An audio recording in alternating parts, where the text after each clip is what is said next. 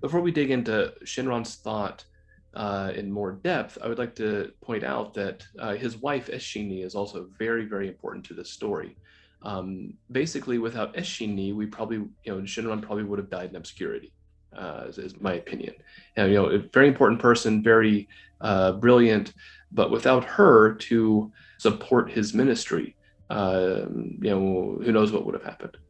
Now, the Letters of Eshini, which have been translated by James Dobbins, I highly recommend this book. You should definitely check it out if you haven't already. She talks, a bit about her understanding of the Pure Land path, her understanding of Shinran's role. It seems that Shinran understood her to be an emanation of the Bodhisattva of compassion, and perhaps she also saw him to be an emanation of the Bodhisattva of compassion. And I think that's very interesting. But she played a very important role in the kind of the spread of Shinran's unique approach to Buddhism.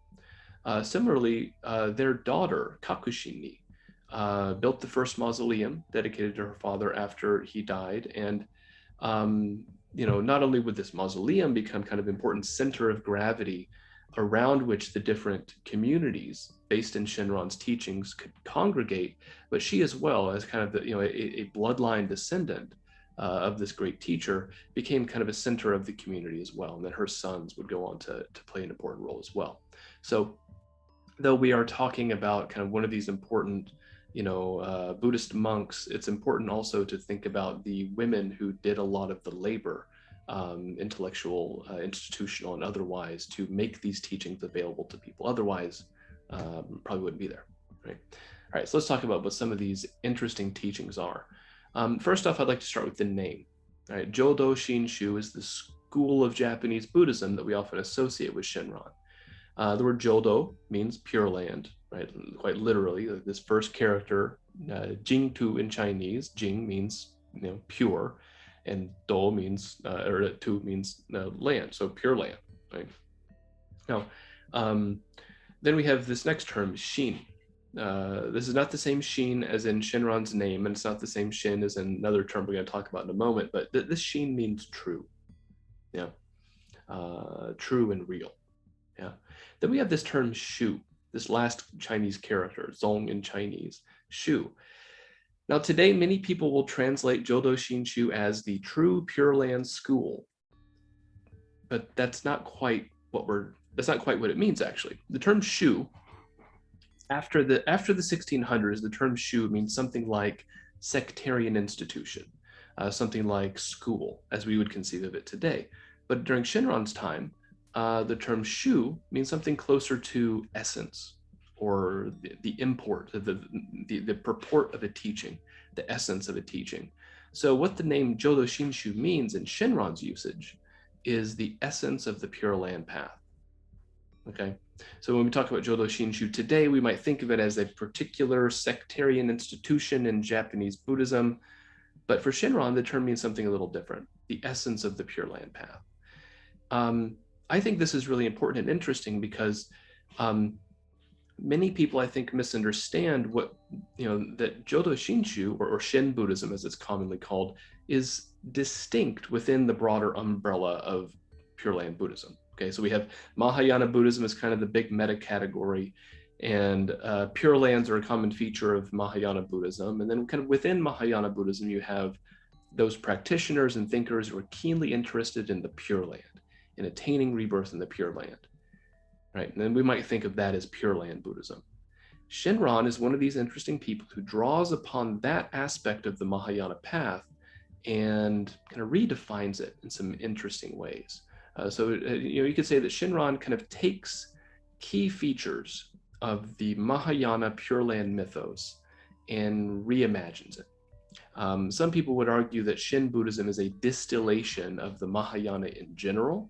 I think that's a very interesting point because, again, Shinran is drawing upon and departing from key features of his own environment in some really important ways. So all this is really to say that Pure Land Buddhism and Shin Buddhism are not really synonymous. Shin Buddhism is kind of its own thing in some interesting and important ways. Many of Shinran's important philosophical and religious contributions to the Mahayana Buddhist world may be found in his magnum opus, the Jodo Shinshu, or teaching, practice, faith, or Shinjin, and enlightenment. This is a very interesting text with lots of quotes from various scriptures, various commentaries and whatnot. And at first glance, it looks like just a compendium of key texts. But Shinran does some very interesting things where he quotes a passage, but then renders it in such a way that it has a slightly different meaning.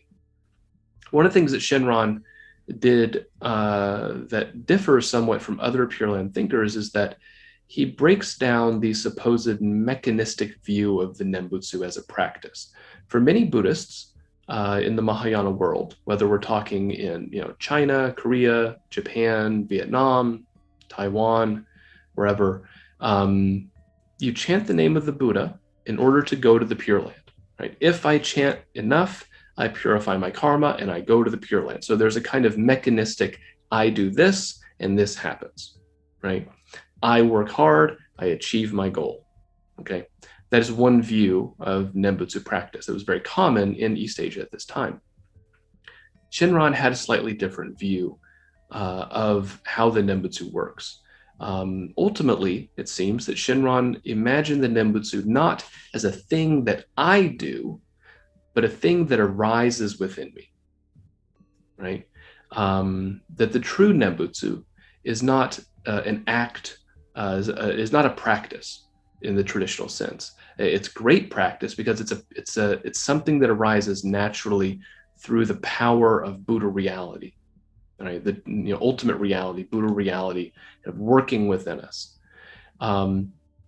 So Shinran, conceived of the act of reciting the name, which people were still doing, but he imagined it as an act of gratitude, because it's not that I work hard and achieve my goal, but rather, kind of Buddha reality calls us to awaken, right? So you say, in gratitude, it's taken care of, right?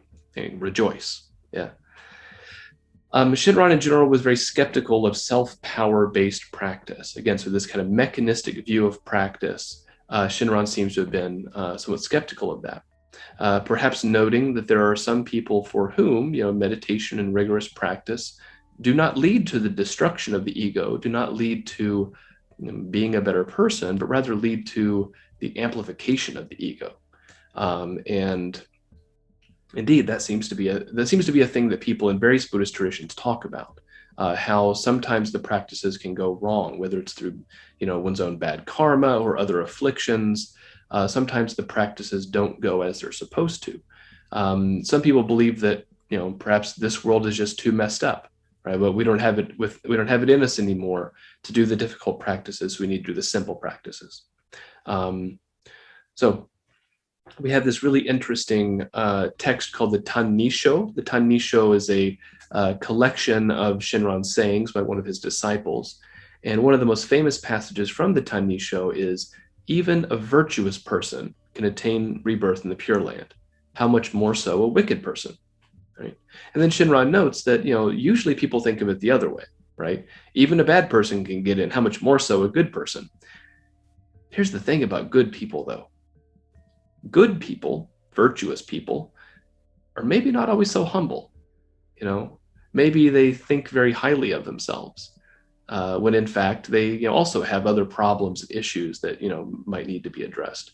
Whereas a wicked person is probably pretty self-aware that they're not that great, right? And that kind of honesty, that kind of critical recognition of what you're really like, is something that was very important to Shinran, it seems, right? Rather than kind of putting on airs and presenting oneself as a great noble scholar and practitioner of the Buddhist arts and so on. It's like, no, drop all that. Just be, recognize your flawed nature, your bombu nature, your nature as a foolish being, right? So being honest about what we're really like was kind of key to Shinran's path, right? So rather than attaining these lofty goals, the point was, in a sense, to kind of let go and allow that, Nembutsu to arise naturally. Jodo Shinshu is often described as the Buddhism of Faith, right? Shinran has often been recalled the Buddhist Luther, as if his teachings are somehow equivalent to Martin Luther's teachings. I don't think that's quite right. It's maybe an interesting comparison, but I think that Shinran is drawing upon Orthodox Mahayana ideals, commonly held Buddhist views, and the word faith has so many particular connotations in the English language that I don't know how useful that is as a translation for some of these terms that Shinran uses. So one of the big ones is Shinjin. Shinjin is really central to the Shin path, central to Shinran's thought. Shinjin is often translated as faith, also as entrusting. I like the term confidence, and I've recently even heard it referred to as awakening, that Shinjin is a kind of awakening, right? When you experience Shinjin, it's not poof, now I'm a Buddha, but it's rather, now I have this deep realization of my true nature, right? True nature, both as an ordinary being, flaws, warts and all, but also, an ordinary being that is always embraced by Buddha reality, conceived of as the Buddha Amitabha, always embracing sentient beings. There are, you might say, there are two dynamic aspects of Shinjin that are interrelated.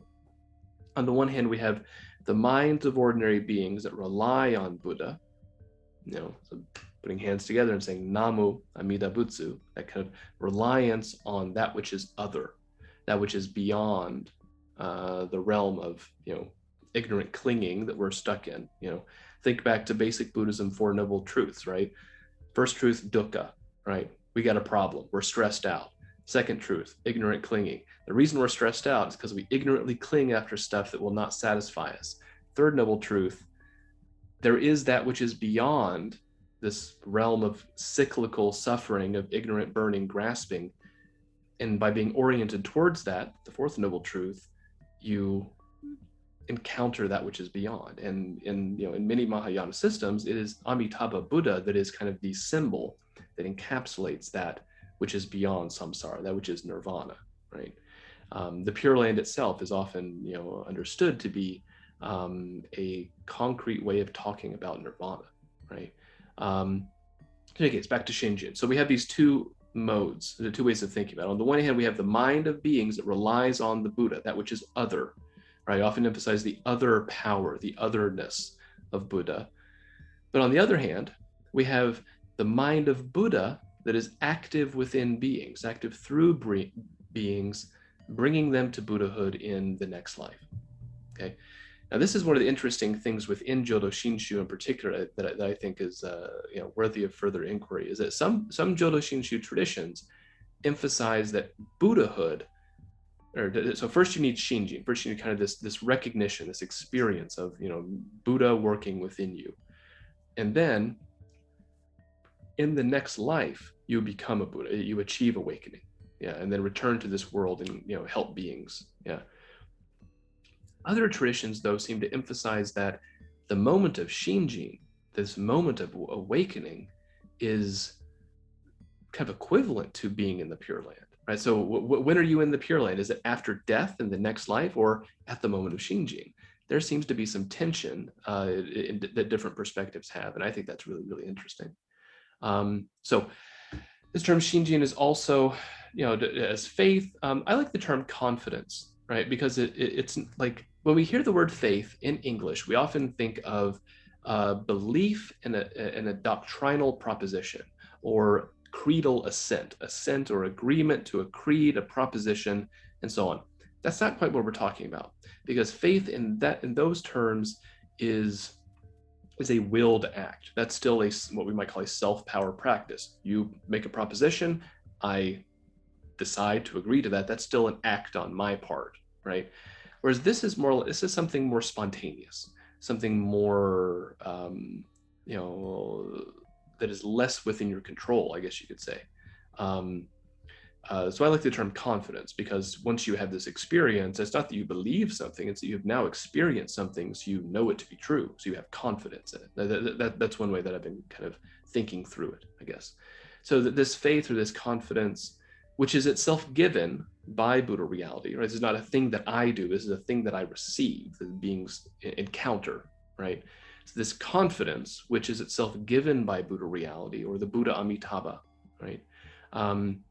Is that which is beyond human effort or calculation. So hakarai. I love this word hakarai. It's like, I'm going to scheme my way into becoming a Buddha. I'm going to figure it out myself. I'm going to use my brain and, crush all my problems with my mind vice.